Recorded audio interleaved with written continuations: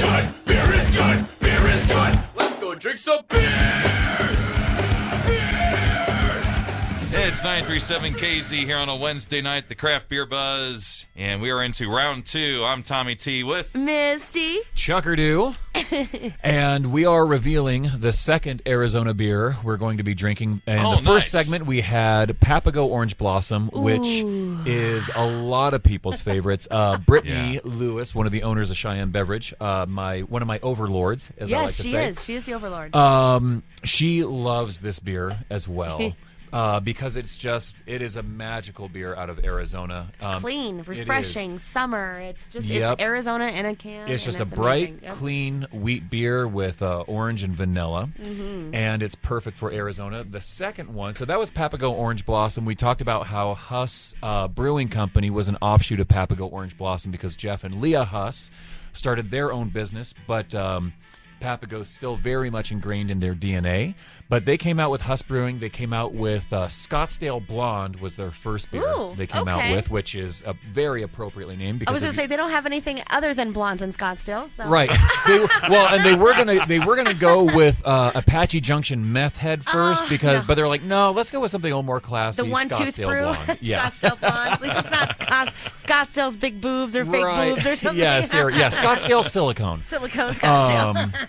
But so they came out with a lot of great beers of their own. Then they ended up brewing a fantastic Kolsch that they then blended with coffee beans, hazelnut coffee. What? To have Huss Coffee Kolsch. Have you never had this before, Misty? I have not. Oh, Misty. What does that say? Hoffy? No, it's coffee. K. It's a K. I thought it was an H. I'm like, it says Huffy. So Kolsch is spelled. Kolsch is a German style beer. It comes out of Cologne, Germany. So it's spelled with a K. So their coffee Kolsch is K-A or K-O-F-F-E-E.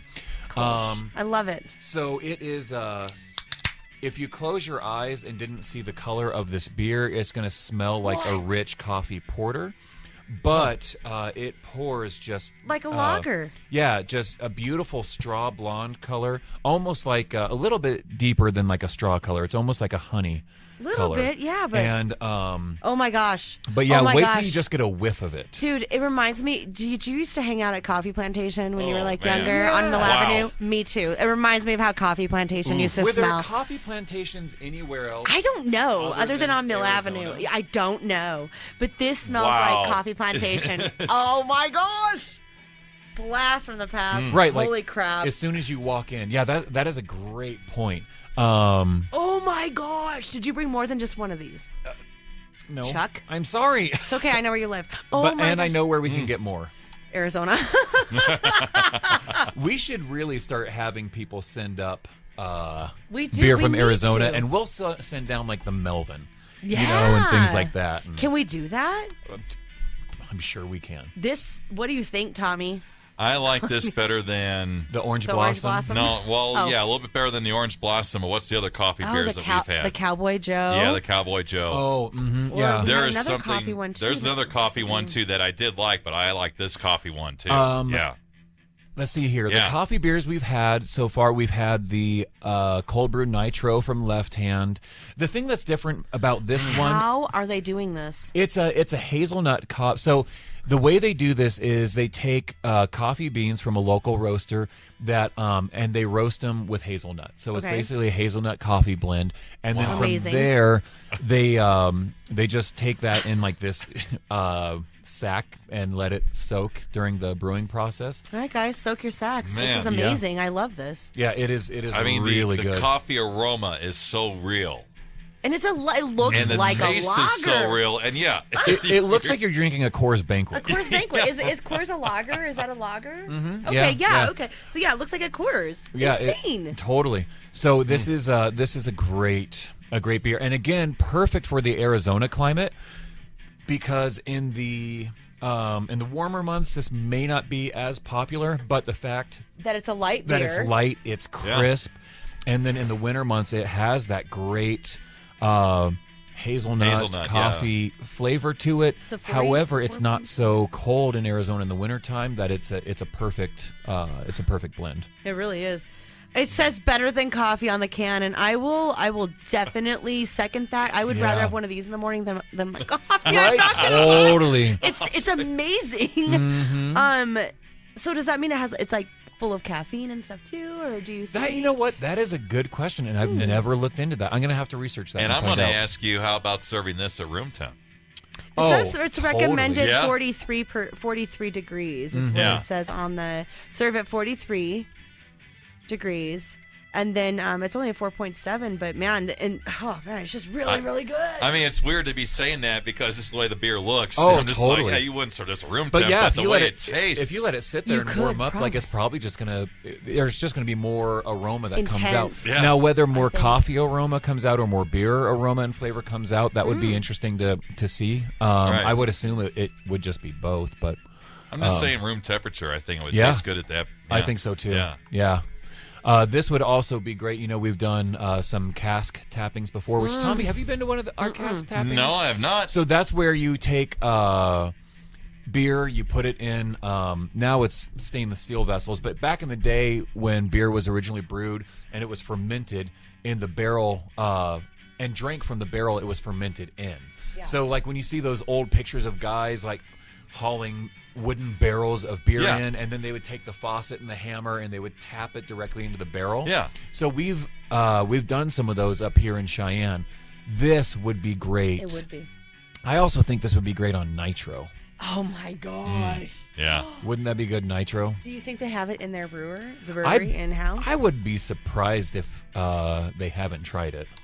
It would be amazing if they did. I think that this on nitro would be amazing. I just think, though, in the warmer climate of Arizona, I don't know how popular the nitro would be. I think people want it more dry and crisp down there with that weather. But maybe it's a wintertime special having the nitro. well, I'm glad I got your. I thought you'd had this before. I'm really excited to surprise you with this, Misty. Yeah. I am too. Oh my gosh, I'm speechless. I love this one. So for everyone listening, Tommy is from St. Louis. Misty and I are from Arizona. So we're totally just. Yeah, we're having like a little family reunion right now. It's so good. So, yeah, sorry I didn't bring in any of the Arizona Light Lager that Huss brews as well, but it was it comes in 12 packs and it's just designed to be crushable it's sweet and delicious and yeah. So I was getting down over the weekend, other than at Accomplice during the Seahawks game, which they were playing the Eagles, which they won 17-9. In case nobody knows, it was last Saturday, so y'all could have looked it up too. But so I was watching that. Had soul dance at Accomplice, but then the rest of the weekend we were getting down on. What is that golden brown? It's like the University of Wyoming beers. Like there's like a brown ale and then like a gold lager one. Yeah, so that is, and there's some interesting stuff we behind had that. those. So let's talk about that a little bit if we have a little bit of time. But those are really good. I like both of them. So that is Roxy's out in Laramie. Okay. The restaurant out there. They bought a little brewing company in Glenwood, and they were they always like to have, like at Roxy's restaurant, they're Roxy's Brown and Roxy's Gold because they're right there by the university. Now, usually it was always someone else's beer that those breweries just let them relabel as their name. Okay. But then they opened their own brewery and came out with that. Now, the Gold is interesting because Snake River Brewing Company already has a beer that's the same name. And they have for a long time. And they sell here in town too. Snake River does. And Snake River sent Cowboy State Brewing is the name of that brewery. Cease and desist. Oh, okay. Okay. And so, which is kind of tough for them because like their whole branding is built around that. Yeah. But someone else already owns the name and they didn't look into that, you know? Yikes. And so it's going to be interesting to see what comes of it because they should just name it Roxy's. I think they should keep that name Roxy's Brown and Gold. Or like, just totally. that kind of and I think that makes sense. Yeah.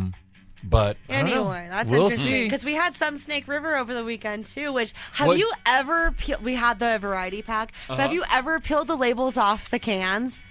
Oh my God! Do it the next time because Okay. under is a whole nother like designed can with like the Snake River maps and all this. Really? Crazy. Oh, Yeah, wow, nice. It's insane. That's awesome. I know. I have to didn't- check that out. I didn't know until this last weekend. We like I'm doing that this a week. friend of mine was he started peeling his the Yeah. thing off his can and I was like, holy crap, the can's designed underneath the label. Like what? That's crazy. Yeah.